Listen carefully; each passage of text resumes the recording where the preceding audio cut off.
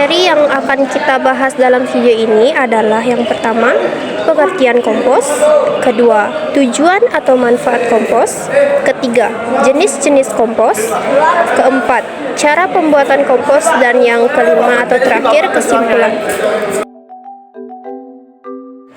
Kalian tahu apa itu kompos?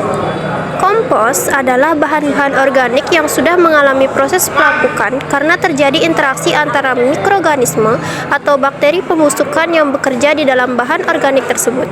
Bahan organik tersebut adalah seperti rumput, jerami, sisa ranting dan dahan, kotoran ternak, bunga tumbang, dan urin sapi.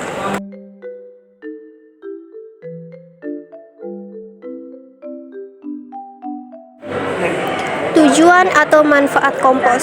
Yang pertama, meningkatkan kualitas tanah. Kedua, meningkatkan pertumbuhan tanah. Ketiga, melindungi tanaman dari penyakit, hama, dan gulma. Yang keempat, mengurangi penggunaan pupuk kimia. Yang kelima, meningkatkan kualitas produk tanaman. Dan yang keenam, memperkuat akar tanaman. Pupuk kompos terbuat dari sampah organik. Sampah organik memiliki berbagai jenis. Pembuatan pupuk kompos dari sampah organik yang berbeda juga akan menghasilkan pupuk kompos yang berbeda jenisnya. Sehingga pupuk kompos memiliki beberapa jenis, yaitu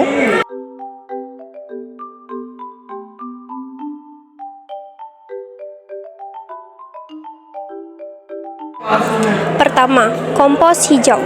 Jenis pupuk ini terbuat dari sampah organik hijau yang berupa sisa rumput, sayuran, daun, buah-buahan, ampas kopi atau teh, sampah dapur, dan kotoran hewan.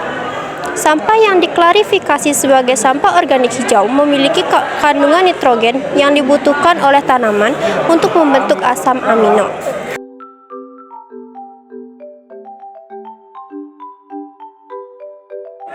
Yang kedua, kompos coklat.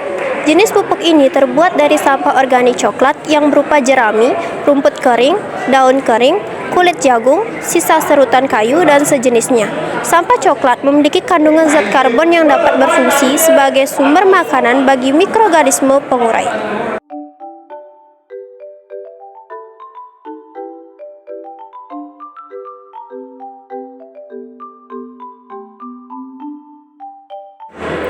Yang ketiga, kompos basage. Kompos basage berasal dari ampas tebu dari limbah padat industri gula.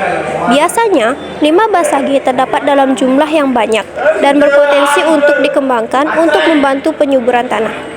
Pembuatannya memakan waktu yang cukup lama dan perlakuan khusus. Biasanya, pupuk basage digunakan oleh petani perkebunan tebu untuk tanaman tebu atau kembali. Keempat, kompos cacing. Kompos jenis ini berasal dari proses timbal balik cacing tanah dengan mikroorganisme. Prosesnya dapat digambarkan dengan penguraian yang dibantu oleh cacing tanah yang kemudian dilanjutkan oleh mikroorganisme lain.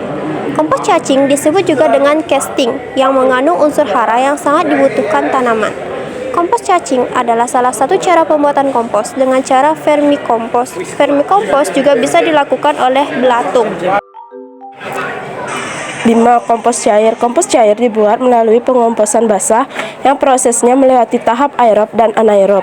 Pemberian takaran kompos cair harus benar-benar tepat karena jika berlebihan akan mengakibatkan daun layu.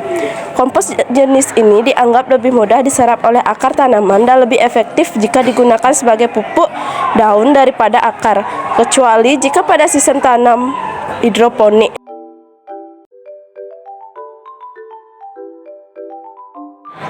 6. Kompos aerob. Pembuatan kompos ini dilakukan melalui proses biokimia yang melibatkan oksigen dengan bahan baku sisa tanaman atau kotoran hewan maupun campuran keduanya. Untuk membuatnya diperlukan sekitar 40-50 hari yang dapat disesuaikan dari jenis dekomposernya maupun bahan baku pupuk organik.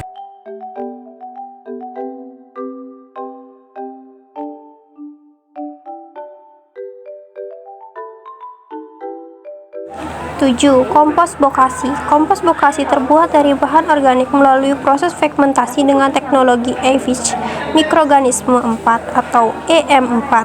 EM4 adalah campuran dari bakteri yang terbentuk cair. Selain itu, EM4 dapat merangsang perkembangan mikroorganisme lain untuk mengikat nitrogen, mikroorganisme yang merugikan tanaman, dan berlarut fosfat.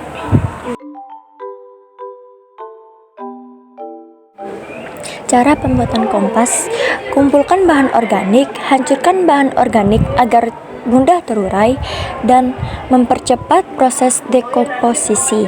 Campurkan bahan organik yang berbeda agar proses pembusukan bisa lebih baik.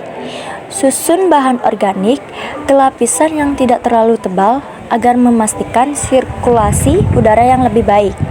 Pastikan tumpukan kompas tetap lembab. Aduk atau balik secara teratur untuk memastikan sirkulasi udara mengenai seluruh bagian kompas. Yang terakhir, pastikan selalu suhu dan kelembaban kompas. Kesimpulan materi kompos. Jadi, kompos merupakan bentuk hasil penguraian bahan organik oleh mikroorganisme untuk meningkatkan kesuburan tanah dan mengurangi ketergantungan pada pupuk kimia. Prosesnya melibatkan dekomposisi bahan organik oleh mikroorganisme, menghasilkan pupuk organik yang berguna bagi pertanian dan lingkungan.